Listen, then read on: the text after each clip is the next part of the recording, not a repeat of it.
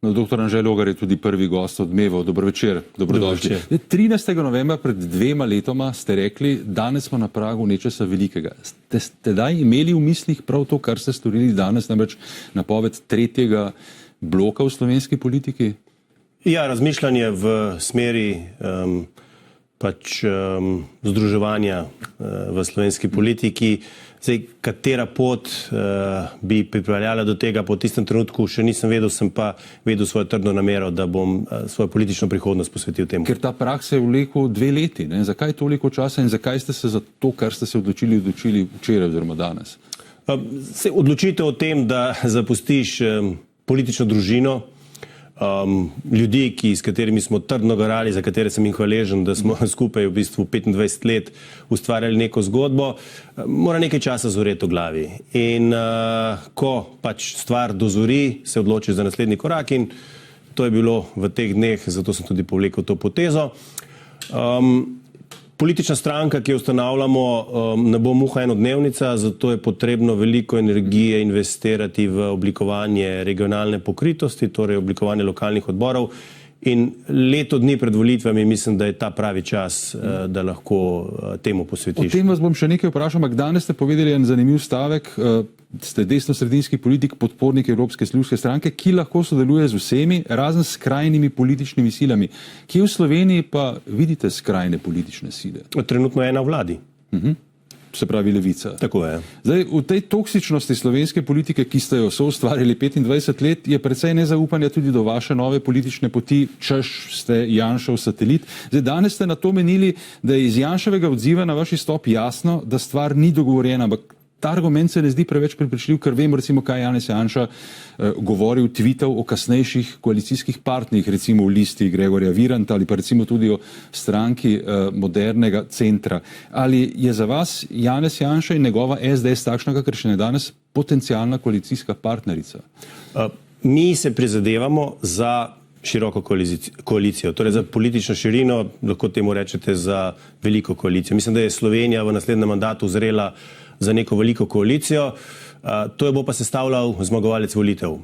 Če bomo mi zmagovalci volitev, bomo sestavljali veliko koalicijo, če bo kdo drug, bomo naredili vse, da bo ta velika koalicija sestavljena. Ampak vi nimate nobenih zadržkov, da z SDS, kakršna je danes, in tudi če jo vodi Janez Janša, da ne bi sodelovali v recimo prihodnji vladi? Zdaj, beseda sodelovanje je temelj, na katerem delamo, na katerem na koncu koncev platforma sodelovanja združevala različno misleče, pa nihče od njih ni v zadnjem letu in pol odšel in verjemite, notri so ljudje z integriteto, ki če bi začutili, da jaz igram kakršnokoli vlogo drugačno, kot jo predstavljam, bi zapustili to sredino. In zdaj za vas ni recimo skrajna stranka? Ima skrajne poglede, z nekaterimi se absolutno ne strinjam, ampak program stranke je zagotovo usmerjen v pravo smer. Ko gre za program, če sem prav razumel vaše današnje napovedi, bo programske dokumente bodoče stranke, recimo na področju zdravstva, oblikoval strokovni svet platforme sodelovanja. Drži, ja. Ali to velja tudi za druga področja? Tudi za druga področja. Ja, sej,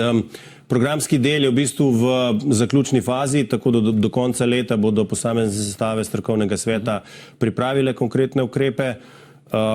In potem bo to tudi podlaga za delo pač te stranke. Zdaj, ko gre za organizacijo stranke, ali ocenjujete, da imate vendarle dovolj časa in tudi sredstev, ker sami ste omenili besedo investiranja, ampak verjetno niste mislili na denar, da do naslednjih parlamentarnih volitev oblikujete to lokalno strankarsko strukturo, na katero ste se recimo kot član SDS 25 let dobro opirali?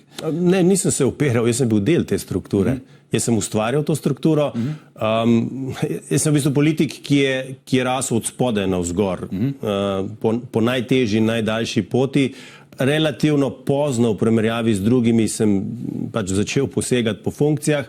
Zato vem, kako pomembna je ta regionalna organiziranost. Kapitalskega zaledja nimamo. To bo v bistvu stranka, ki bo nastajala s srcem. Zato sem tudi zapisal na svojem Facebook profilu, da bo to stranka, ki bo nastajala od spodaj navzgor, s tistimi, ki želimo nekaj doprinesti. Se pravi, ker po tej poti so tudi nekateri šli, se boste ustanavljene stranke lotili sami ali pa načrtujete vendarle sodelovanje že z obstoječimi strankami, ki imajo delno to strukturo že? Zdaj, za naprej ne vem, ampak zagotovo zagonski začetek bo ustanovitev stranke. Zdaj, ali se pri delovanju stranke želite, predvsem ko gre za program, vendarle povezati recimo z drugimi že obstoječimi pobudami, ki se imajo za popolnoma nestrankarske ali nadstrankarske, recimo okoli predsednika Državnega sveta Lotriča? Kakor jaz vem, gospod Lotrič ustanavlja svojo stranko, mislim, da ima v decembru ustanovni kongres. To je v bistvu nekakšno brbotanje, ki je dobro za politični sistem, zaradi tega, ker med politične odločevalce prinaša novo ponudbo, jaz to samo podpiram. Se pravi, taka dodatna ponudba vas ne moti in ne odvrača? Ne, to je prosti trg, tudi v politiki mora biti prosti trg. Jaz mislim, da je treba pač dopustiti, da vsak, ki lahko in ima priložnost, pokaže, volivci so pa tisti, ki se na koncu odločijo. Najlepša hvala za pogovor, dr. Logar. Hvala za povabilo.